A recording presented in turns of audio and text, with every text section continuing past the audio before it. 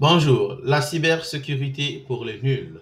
Aujourd'hui, on va parler de certains moyens que vous pouvez mettre en place, des moyens non payants que vous pouvez mettre en place pour vous connecter sur des applications qui fonctionnent sur Internet ou des sites web quand vos gouvernements ou vos États arrivent à mettre des restrictions. On va parler d'abord d'un navigateur qui est très puissant, qu'on appelle Tor. Tor, c'est un navigateur qui est très puissant. Et quand vous connectez sur Tor, tout votre trafic passe par des nœuds. Il y a des milliers et des milliers de nœuds. Ce qui fait que quand vous vous connectez, chaque fois que avant que la connexion arrive à la destination, la connexion va passer sur des nœuds. Et quand la connexion vient sur un nœud, c'est comme si c'est ce nœud qui est à l'initiation ou l'initiateur de cette connexion. Ce qui fait que c'est compliqué de savoir qui est à l'auteur d'une connexion. Donc, quand vous utilisez Tor, vous pouvez contourner, comment dirais-je, certaines restrictions.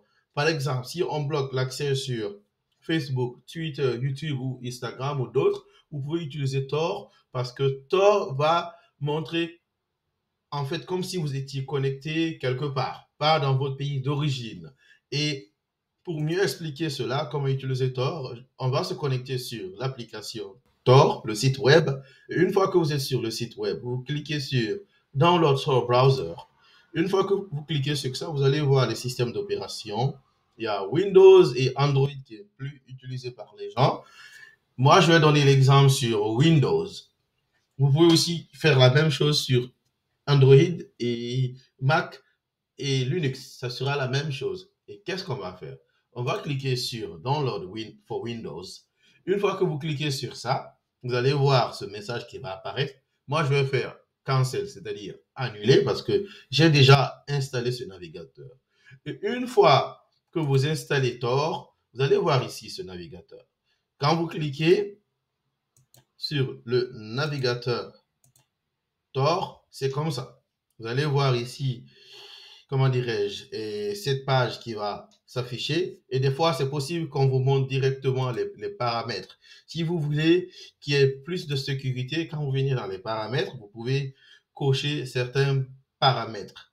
C'est-à-dire que vous venez ici, par exemple, il y a Privacy and Security. Vous pouvez, par exemple, si vous ne voulez pas que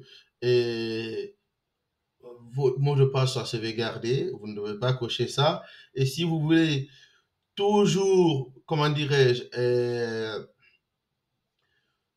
apporter plus de sécurité, vous pouvez cliquer sur cette option. Only allows website feature required for static site and basic services. These changes affect images, media and script. Quand vous cliquez sur ça, quand vous vous connectez sur un site, là où, par exemple, il y a un script JavaScript malveillant, si vous cliquez sur ça, on va vous demander est-ce que vous voulez vous connecter, vous voulez prendre le risque de vous connecter sur ce site. Donc ça, c'est pour apporter plus de sécurité sur Tor quand vous êtes connecté. Parce que sur Tor aussi, il y a beaucoup de choses qui se passent sur Tor. Je vais parler de ça un peu plus après. Et aussi, il faut toujours cliquer sur l'option HTTPS. Parce que quand vous vous connectez sans cette fonction HTTPS, vous utilisez une autre fonction, tout ce que vous faites peut être visible. Donc, c'est très important de cliquer sur HTTPS mode.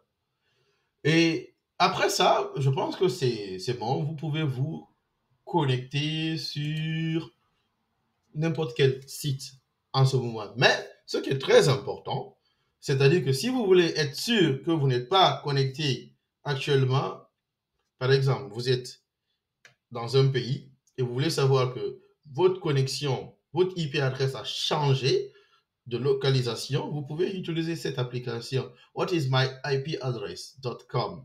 Quand vous utilisez, vous voyez actuellement, ça montre que je suis en Suisse, alors que je ne suis pas en Suisse. Ce qui signifie que actuellement, je peux me connecter comme si j'étais en Suisse et utiliser les applications qui ont été bloquées par mon pays. C'est-à-dire que je suis, par exemple, quelque part, les applications comme les réseaux sociaux ont été bloqués. J'utilise cette option actuellement. Je peux me connecter sur ces applications si ces applications n'ont pas aussi été bloquées ici. Mais si ces applications étaient bloquées, ne vous inquiétez pas. Chaque moment, quand vous vous connectez, je pense que il y a d'autres IP adresses qui peuvent venir. Il peut changer de localisation. Donc, ça, ce n'est pas un grand problème. Maintenant, qu'est-ce que je peux? Je peux juste aller sur les sites facebook.com, youtube.com. Actuellement, je suis en train de me connecter sur ces applications et je dois juste mettre l'email adresse et le mot de passe. Et la même chose pour YouTube ou d'autres applications si possible. Et voilà, c'est très simple. Je n'ai pas payé d'argent, j'ai juste installé un navigateur et cela fonctionne sans problème. Mais il y a toujours des risques aussi. Se connecter sur Tor ne signifie pas que l'anonymat ici est à 100%. C'est possible qu'on vous détecte. Mais ici, on veut juste se connecter sur des réseaux sociaux, il n'y a pas de grand risque. Mais je veux donner un conseil. Vous savez, Tor, comme je disais au départ, on peut utiliser Tor pour beaucoup de choses. Il y a beaucoup de personnes malveillantes ou des attaqueurs qui sont aussi sur Tor. Parce qu'on peut utiliser Tor pour se connecter sur ce qu'on appelle le dark web. Le dark web, c'est une partie cachée du web qu'on utilise pour vendre des applications malveillantes, vendre de la drogue, même des bandits peuvent être sur le dark web et vous pouvez les contacter là-bas pour, je ne sais pas, qu'est-ce que vous voulez. Voilà. Et on peut aussi vendre des mots de passe, des informations privées. On peut même, par exemple, si vous êtes en grève ou vous voulez publier des informations et vous ne voulez pas qu'on vous trouve, vous pouvez publier ces informations sur le dark web et ça sera compliqué de savoir que c'est vous. Donc, on peut utiliser le dark web pour beaucoup de choses. Ce qui fait que actuellement, beaucoup de personnes utilisent Tor pour ces fins.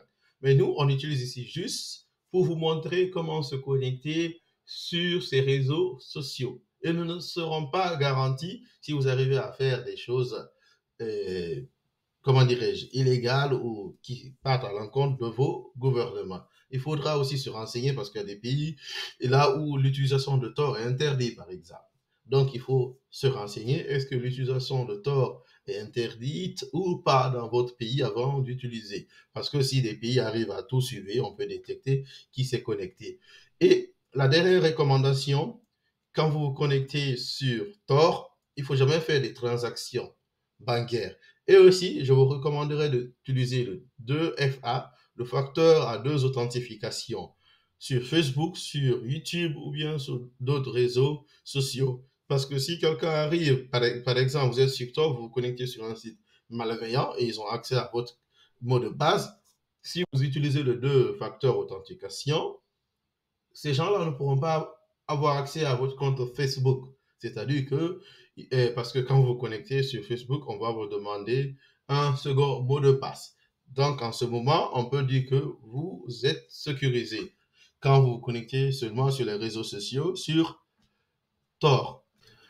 Ok, c'est tout pour la première partie de cette vidéo. On va, dans la prochaine vidéo à venir, parler du proxy, comment on peut configurer un proxy gratuitement pour nous permettre de contourner les restrictions d'un État ou d'un gouvernement et pour qu'on puisse se connecter sur les réseaux sociaux.